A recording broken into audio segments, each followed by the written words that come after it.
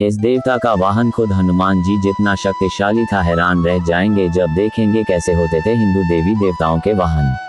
हिंदू पौराणिक ग्रंथों में अनेक देवी देवताओं का जिक्र मिलता है। उनकी हर खूबी, हर विशेषता के साथ साथ उनकी जीवन लीला और अवतारों का भी उल्लेख प्राप्त होता है। इन सब के अलावा हिंदू पुराणों में भक्तों की सुविधा के लिए ये भी बताया गया है कि कौन से देवी देवताओं को कौन सा भोजन, कौन सा पुष्प और कौन सा रंग सबसे प्रिय है, जिसके आधार पर उनके भक्त उनके बारे में बेहतर तरीके से जान पाते हैं और अपने आराध्य को प्रसन्न रखने की कोशिश कर पाते हैं। देवी देवताओं से जुड़ी कहानियों और तस्वीरों में आपने उन्हें किसी खास तरह के पक्षी या पशु को उनके वाहन के तौर पर देखा होगा।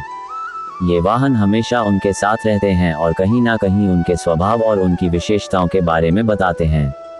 देखने में ये वाहन बहुत सामान्य लगते हैं, लेकिन विशिष्ट देवी देवता ने इन्हें ही अपने वाहन के रूप में क्यों चुना, इसके पीछे छिपे रहस्य को भी समझने की जरूरत है।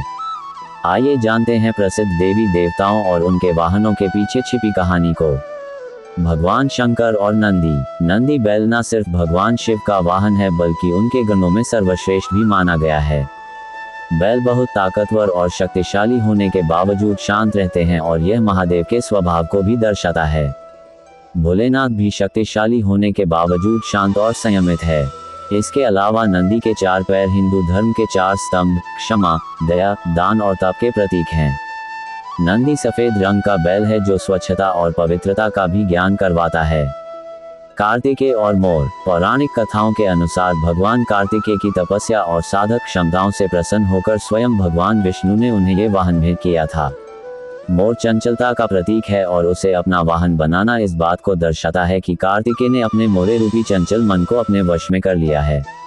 माँ दुर्गा की सवारी शेर।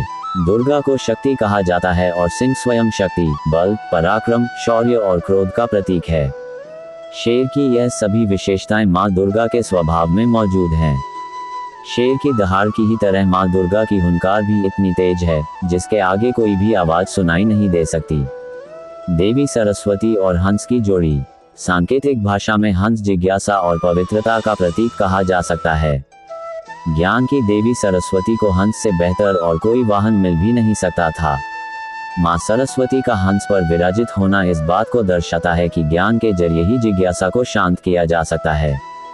भगवान विष्णु और गरुड़। भगवत गीता में इस बात का उल्लेख मिलता है कि भगवान विष्णु के भीतर ही समस्त सृष्टि का निवास है, वे सबसे ताकतवर हैं। गरुड़ देव को भी अधिकार और दिव्य शक्तियों से लैस दर्शाया गया है। धन की देवी लक्ष्मी और उल्लू की सवारी। उल्लू दिन में नहीं देख पाता, वह रात का जीव है। यह इस बात की ओर इशारा करता है कि लक्ष्मी जी की कृपा व्यक्ति को अंधकार से मुक्त कर सकती है। उल्लू शुभता और संपत्ति का भी प्रतीक है। वर्तमान समय में ये कहा जाता है कि अत्यधिक धन संपदा को प्राप्त कर व्यक्ति उल्लू बुद्धिहीन हो जाता है, इसलिए देवी लक्ष्मी और उल्लू साथ साथ चलते हैं। कृष्ण और गाय। कृष्ण को ग्वाला भी कहा जाता है, वे बचपन से ही गायों के साथ खेलते कूदते रहे हैं। कृष्ण की हर तस्वीर में आपको उनके आसपास गाय भी जरूर नजर आएगी। ये कहना गलत नहीं होगा कि कृष्ण का चित्र गाय की तस्वीर के बगैर पूरा नहीं लगता।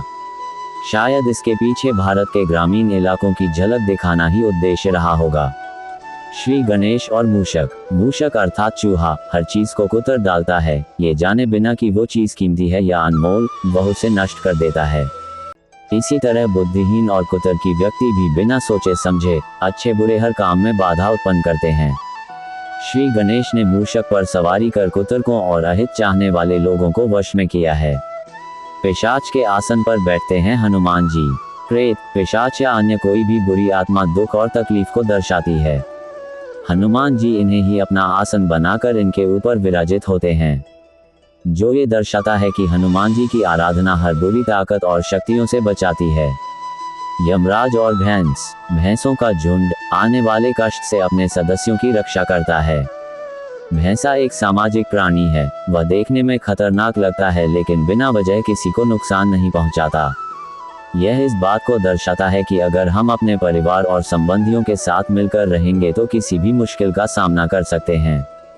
शायद इसलिए मौत के देवता यमराज ने भैंस को अपना वाहन बनाया है। क्यों पड़ी वाहन की जरूरत? लेकिन ये एक सवाल यह और उठता है कि जब चमत्कारी शक्तियों से लैस देवतागण किसी भी क्षण किसी भी समय कहीं भी आ जा सकते हैं तो उन्हें वाहनों की आवश्यकता क्यों पड़ती है? इसके पीछे कुछ धार्मिक और बहुत हद तक सामाजिक कारण मौजूद हैं। धार्मिक और सामाजिक कारण।